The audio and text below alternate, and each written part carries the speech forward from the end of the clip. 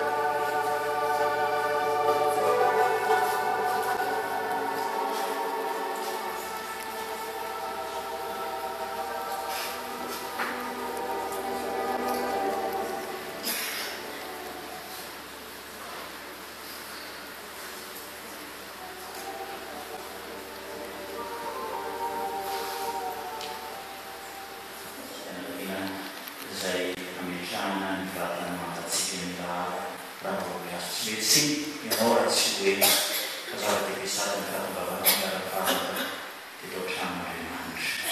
Rehefa mivoaka ny tranon'Andriamanitra isika dia mba mifampitsimihasika dia mba tsy nanoloka ny adreny isika sana mba mangaitana azo fazava-dehibe ny fifandraisan-tany fampitsimina ihany izany zany tany mandrefana.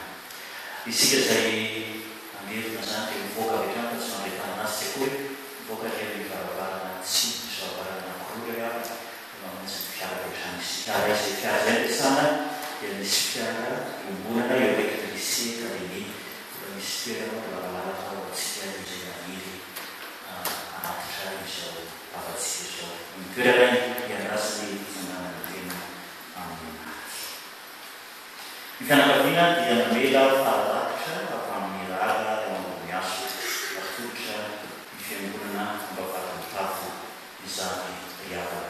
Eo an'Andriamanitra ireriany ny voninahitra. Amarana ny fotoana isika.